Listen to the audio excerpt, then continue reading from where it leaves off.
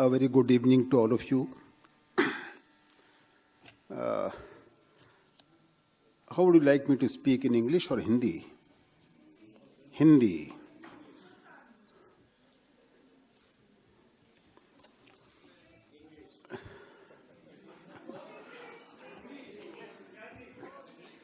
बात जब बच्चों की कर रहे हैं, उस भाषा में बोलना चाहिए जिसे बच्चे समझ सकते हैं।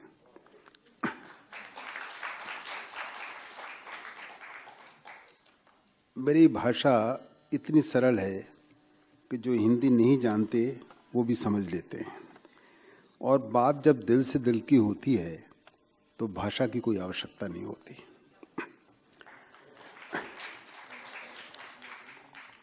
सम्माननीय श्री कैलाश सत्यार्थी जी, श्री कार्तिकेयन जी, सभागार में उपस्थित सभी आदरणीय देवियों और सज्जन वृंद, आज की शाम बचपन के नाम है। कार्तिकेयन जी से जब मुझे पता चला कि बच्चों को लेकर के कुछ चर्चा करना है, कुछ बातचीत करना है, और बातचीत का महत्व इसलिए कि अपने बच्चों की चिंता तो सभी करते हैं, सुबह से शाम तक, शाम से सुबह तक। हर माता पिता चाहते हैं कि मेरा बालक, मेरा बेटा या बेटी मुझसे आगे बढ़े और बहुत कुछ बने। किंतु कदाचित ही हमारा ध्यान इस ओर जाता है कि जो बच्चे हमारे अपने नहीं हैं वे भी कुछ उम्मीद करते हैं, कुछ आकांक्षाएं रखते हैं। उनने भी इस धरती पर जन्म लिया है, उनके दिल में भी कुछ हसरतें हैं। मेरा आज की शाम यहाँ उपस्थित होने के लिए, मैं बहुत थोड़ा समय लूंगा। मैं कैलाश जी को, सत्यार्थी जी को सुनने के लिए आया हूँ। मैं सुनना चाहता हूँ। एक मैंने प्रस्ताव भी उनके सामने रखा, उनके निकट बैठने का लाभ उठाकर।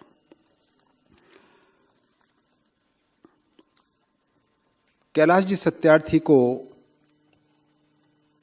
लेकर कार्यक्रम है, कार्तिकेयन जी का निमंत्रण है, तो मेरे ना आने का तो कोई प्रश्न उत्पन्न नहीं होता।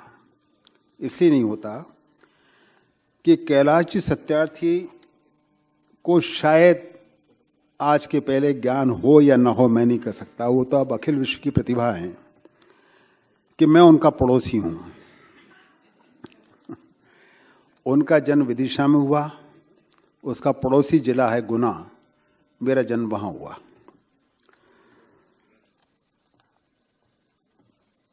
तो हमारे कैलाश जी सत्यार्थी उस देश की मिट्टी में जन्मे हैं, उस मिट्टी में जन्म उन्होंने लिया है जिस मिट्टी में अखिल विश्व प्रतिभाओं को जन्म देने की क्षमता है।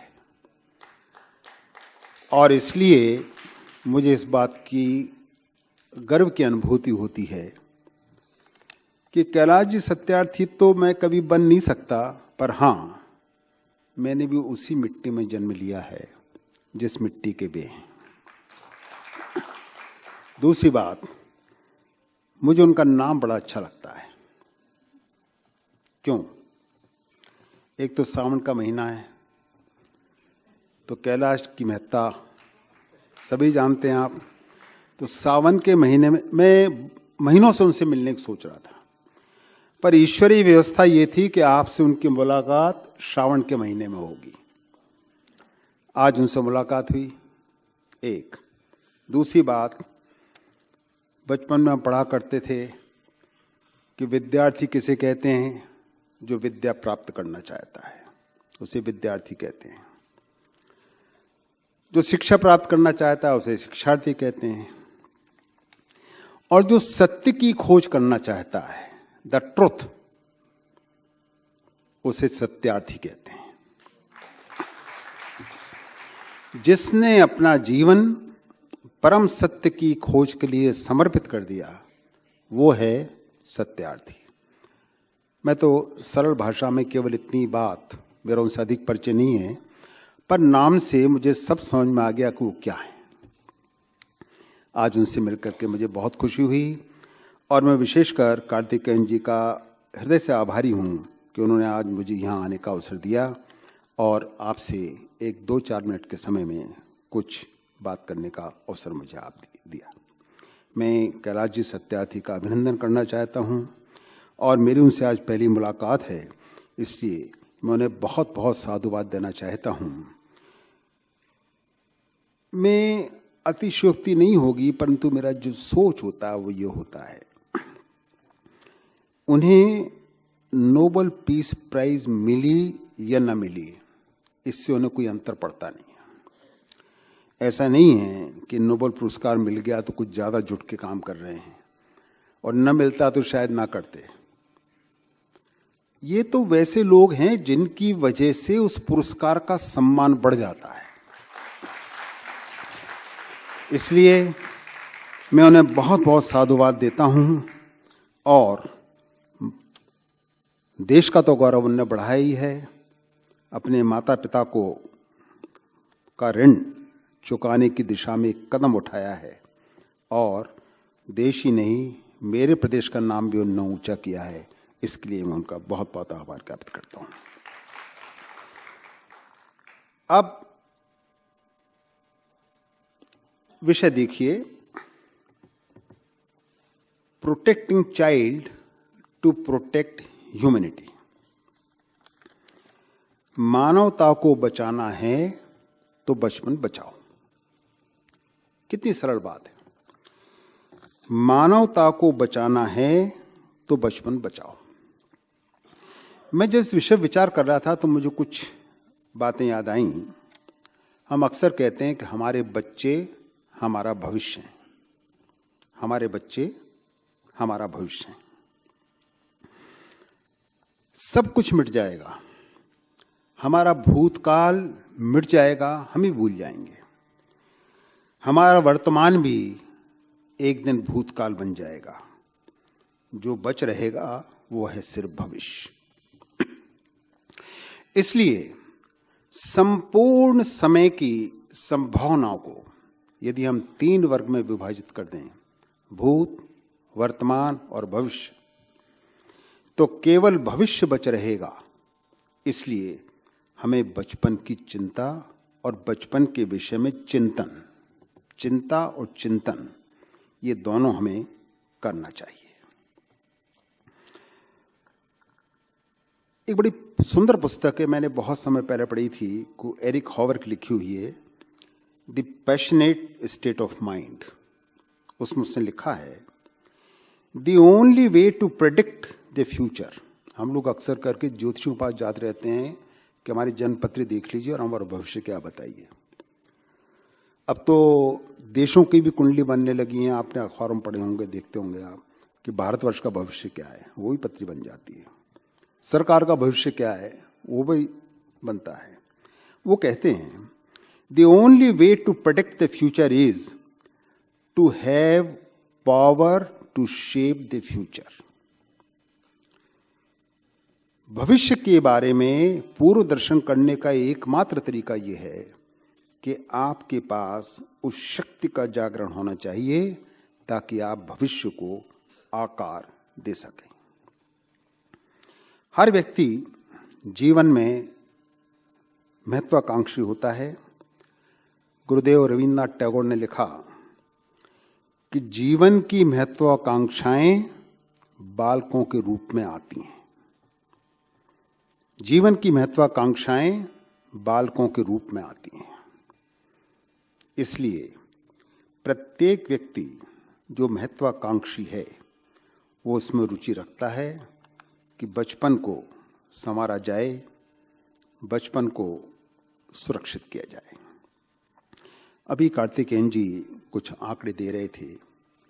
मैंने भी सोचा कि शाम को जाना है, कुछ बोलना है, थोड़ी बात, कुछ जानकारी, एक सामान्य जानकारी विषय को जाए। वैसे तो मैं तो सत्यार्थी जी को मुझे सुनना ही है, वे तो इस विषय के संपूर्ण नियंत्रण इस विषय पर उनका। परंतु मैंने जो थोड़ी सी 2-4-5 बातें मैं आपको बताना चाहता हूं, इसलिए आपका मन खराब करने का मेरा कोई उद्देश्य नहीं है। किंतु कुछ आंकड़े हैं जिन्हें सुनकर के आपके रोंगटे खड़े हो जाएंगे। Hair raising statistics. Karthikeyan ji की बात को मैं यदि जोड़ना चाहूं तो आप ये देखिए, थोड़ा सा विश्व का परिदृश्य देख लें, फिर हम अपने देश की बात कर लें। विश्व में 14 करोड़ अनाथ बच्चे हैं जिनका कोई देखने वाला नहीं है। 16 करोड़ से अधिक बाल मजदूर 12 करोड़ से अधिक बच्चे ऐसे हैं जो स्कूल नहीं जा पाते। 6 करोड़ से अधिक बच्चे ऐसे हैं जो कुपोषण का शिकार होकर बड़े होने के पहले ही मृत्यु उनका वर्ण कर लेती है। संपूर्ण विश्व में माइग्रेशन होता है किन्हीं न किसी कारणों से। कहीं युद्ध होता है, कहीं बलबे होते हैं, कहीं सूखा पड़ता है, बाढ़ आती है। इस माइग्रेशन में जो बच्चे अपने घर और अपना स्थान छोड़ करके जाते हैं, उनमें से अधिकांश प्रतिशत का पता ही नहीं चलता कि ये बच्चे कहाँ गए। ये यूनाइटेड नेशंस ने बड़ी गंभीरता से इस विषय को लिया है। हमारे देश की 2-3 बातें सिर्फ कार्तिकेयन साहब बता रहे थे, उसी में 2011 से 2014 के बीच, ये होम मिनिस्ट्री का आंकड़ा है, गृह मंत्रालय का, 3 करोड़ 25 लाख बच्चे हमारे देश से गायब हुए, हमारे देश से। और इसमें सर्वाधिक संख्या वेस्ट बंगाल की है, पश्चिम बंगाल की। मैं इसके कारणों में से नहीं जाना चाहता कि वो विषय थोड़ा राजनीतिक हो जाएगा, और मैं थोड़ा राजनीति से परे रहने का प्रयास करता हूं।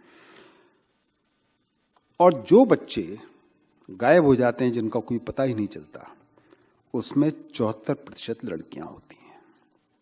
आप कल्पना कीजिए कि जो बच्चे गायब हो जाते हैं, और गायब होने के अनेक कारण होते हैं, हम सब जानते हैं। आप सड़क पर निकल जाइए, सड़क पे आपको पता चल जाएगा कि बच्चे सड़क पर क्या कर रहे हैं, और इनका सुबह क्या हुआ होगा और शाम को क्या होने वाला है।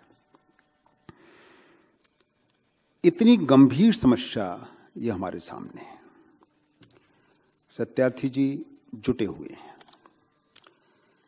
अकेले तो कुछ नहीं कर सकते, परंतु एक जन जागरण कर रहे हैं, एक विचार बना रहे हैं, लोगों को जागरूक कर रहे हैं। विश्व की 1/3 आबादी बच्चों की है। पुरुष, महिला, बच्चे सब ले लिया जाए तो मोटे तौर पर विश्व की 1/3 आबादी बच्चों की है। इस 1/3 आबादी के विषय में हमें सोचना चाहिए, और यदि हम हमारे भविष्य को सुरक्षित करना चाहते हैं और मानवता के प्रति हमारा किंचित मात्र भी लगाव है, तो विश्व की 1/3 आबादी को नजरअंदाज नहीं किया जा सकता। कारण क्या है? ये समस्या क्यों है? इस समस्या का कारण हमारे भारतीय संविधान में शब्द प्रयोग किए गए। मैं संविधान का विद्यार्थी हूं। अभाव, अज्ञान और अशिक्षा, साधनों के अभाव, लोगों के पास खाने को पैसे नहीं, बच्चा बीमार हो जाए इलाज करने के लिए माँ बाप के पास पैसे नहीं होते। साध्वी ऋतुम्बरा जी वात्सल्य ग्राम चलाती, एक बार वहां गया था मैं, बताती हैं कि माँ बाप बच्चे का इलाज नहीं करा सकते, इसी सड़क पर छोड़ जाते हैं। माता पिता, उन माता पिता का दिल क्या कहता होगा। और संयोग की बात है, जिस दिन कार्तिकेयन जी ने उससे बात की, उसी दिन एक संयोग देखिए, अभी 4 या 5 दिन पहले की बात है, जी टीवी पर एक कार्यक्रम आया था जिसमें उत्तर प्रदेश और बिहार के स्कूलों का वीडियो रिकॉर्डिंग उन्होंने लाइव टेलीकास्ट किया है। बच्चों को पढ़ाई के नाम पर बच्चों के साथ क्या होता है। बच्चों को स्कूल में टॉर्चर किया जाता है। हम ऐसा सुनते थे, पुलिस जेल में ले जाती है तो टॉर्चर करती है। ये टीचर स्कूल में बच्चों को टॉर्चर करते हैं। एक स्कूल का दृश्य था कि बच्चे ने कुछ गलती की, बच्चा गलती कर दी, ठीक है, आपको दंड भी देना है, गांव में चलिए फिजिकल पनिशमेंट भी देना है, चलिए दे दीजिए। उसको दंड दिया और शिक्षक ने उसका सर पकड़कर उसको बेंच पर पटक दिया, उसका सिर फूट गया। एक क्लास चल रही थी, उसमें 4 टीचर एक साथ एक ही क्लास में सारे बच्चों को बैठा कर पढ़ा रहे थे। एक ही ब्लैक बोर्ड पर 4 लाइन खींच करके 4 टीचर पहली से लेकर 5वीं कक्षा को एक ही क्लास में पढ़ा रहे थे। कितने बच्चे हैं जिनके लिए घर में खाने को नहीं है, स्कूल इस आकर्षण चले जाते हैं कि स्कूल में हमको मिड डे मील मिल जाएगा। और अक्सर हर 15 दिन में एक खबर आती है कि मिड डे मील का खाना खा करके जहरीले खाने से इतने बच्चे मर गए, इतने बच्चे बीमार हो गए, जहरीला दूध पीने से ये हो गया, वो हो गया। ये सारी समस्याएं हैं और इन सब समस्याओं का समाधान केवल सरकार से उम्मीद करने से कुछ नहीं होगा, हमें कुछ करना होगा।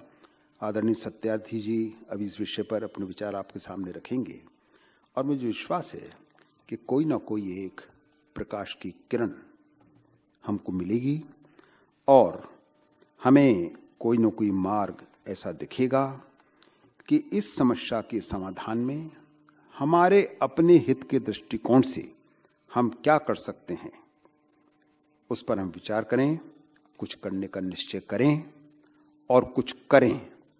तब मुझे लगेगा कि आज का आयोजन सार्थक हुआ है। बहुत बहुत धन्यवाद।